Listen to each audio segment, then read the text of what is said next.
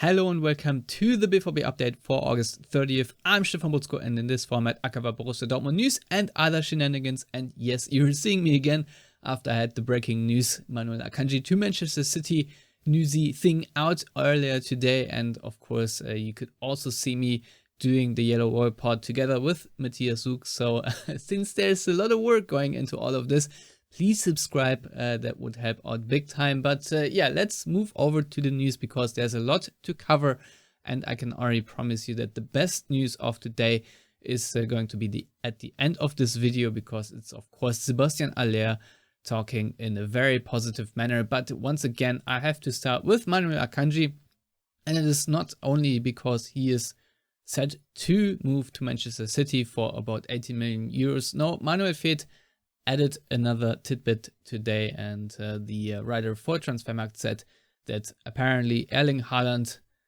played a major role in this deal. The Norwegian put in a good word for his former teammate, and also that Akanji is set to receive a yearly salary of 11 million euros. That is of course a very nice amount of money for Akanji. I'm not entirely sure if he would have made this much had he extended his contract at Dortmund. Andreas Böhni from Blick, the Swiss newspaper, said also today that Akanji today was flying over to Manchester and tomorrow will do his medical, and then his transfer will be either announced on Wednesday or Thursday. And yeah, that should cover the Akanji news for now. If you want to see more, either check the breaking news piece from today or look at our Yellow Wall pod. And yeah, with that, I'm moving on because there is also more news to follow up on yesterday. Because Bild wrote today that Borussia Dortmund are trying, of course, to keep Jude Bellingham around for another year beyond 2023. And in order to sweeten that, they want to raise his salary for another 3 million euros, which of course they do not need to do since his contract is running until 2025. But, you know, I guess a show of goodwill, if you will. And yeah, also more rumor stuff is that Manchester United, according to the Telegraph, continue to look to sign a right back, and of course Serginho Dest and Thomas Meunier both are targets that are believed to be available on loan. A late transfer could be on the cards. However, I'm not entirely sure if that is really realistic, and neither does Patrick Berger from Sport 1, who said on his podcast Die Dortmund Woche that as of now it can be assumed that neither Thomas Meunier, Emre Can, Thorgan Hazard nor Julian Brandt will leave Borussia Dortmund, and that of course Nico Schulz will definitely not move anywhere because no one wants to touch him right now. And with that, to some lighter things, because Jude Bellingham is rude to his teammates here. Das nicht gemacht hat. 30 minutes. Let's have a look. So That's where his toe broke. That's where his toe broke when he jumped. That's when he thought he scored. That's when he thought he scored. Celebrating is the biggest miss of all time. Celebrating Marco's goal. Do you have your...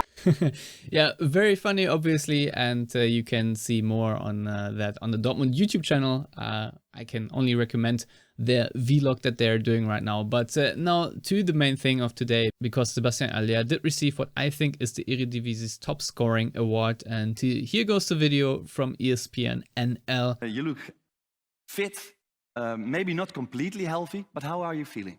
Feel good. Yeah? Feel good, always. So, yeah, it's important for me to be here, you know, to show to everyone that even if this thing happened, I feel great every day.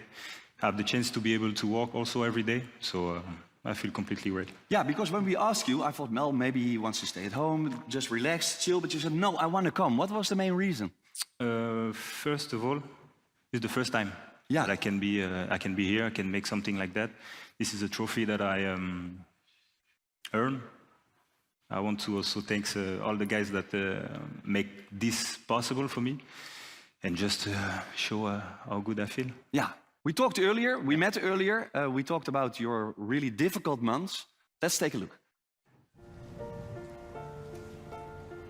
I signed for Dortmund, everything was fine. I think my family and a lot of surrounders, they were quite happy with the situation. And then, I don't know, I was feeling something like uncomfortable, something in my belly.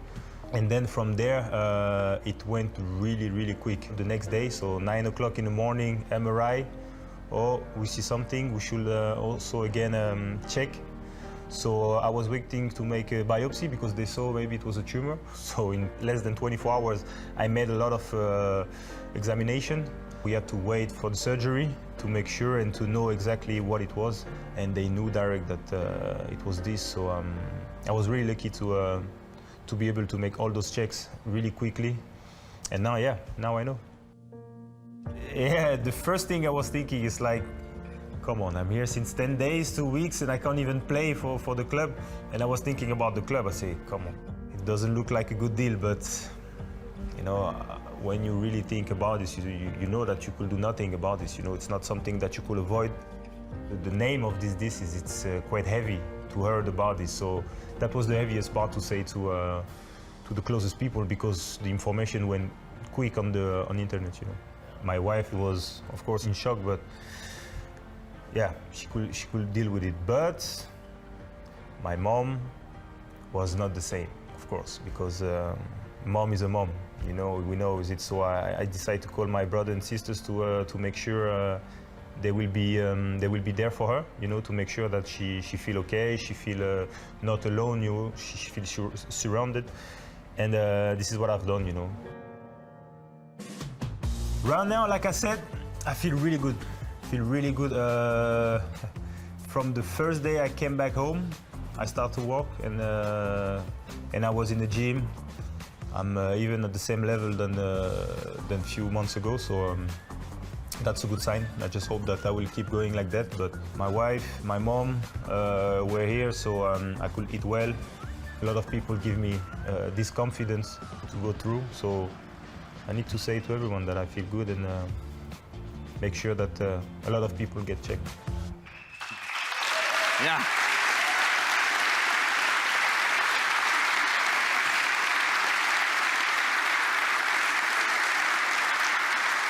It makes it extra special, it makes it extra cool. You were also always the cool striker, for me, that is. I need to be. Yeah, you need to be, but I can imagine sometimes it was hard for you. Yeah. What does an average day look like right now? To be honest, I have the chance, like I said, to feel okay. You know, maybe first 2-3 days during the hospital, and 2-3 days after, it's not the best moment, but I'm lucky. I have people around me. Yeah, we saw your beautiful wife. Yeah. Yeah. And my physio here, you know, help me every day to feel okay. You know, the people also from Ajax for the food, people in Dortmund. No, it's not easy every day. Sorry, it's because of her. Yeah. And but I feel great. You know, I think it's something that can happen to everyone.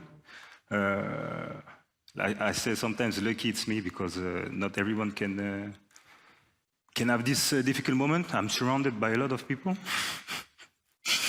Sorry. But like I said, everything's fine. Yeah.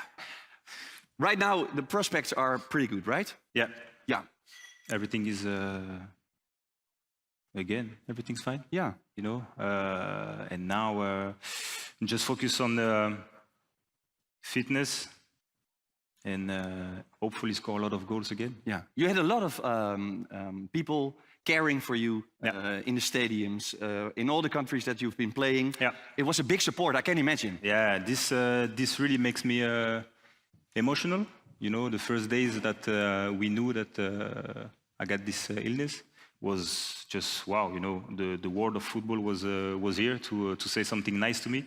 And to be honest, we never expect something like that. You know, no. Because you're just a player, normal player. You think that, you know, everyone will do his life, and at the end you receive so much support from people, so it gives you an extra boost, you know, to go forward, to work every day, to feel great, to give them back something. So yeah, I can only say thank you to all the people that give me this support. It is just great how positive Sebastien Haller is, and we're all very much looking forward to seeing him back on the football field, and hope he has a lot of strength to continue on his journey back to the pitch.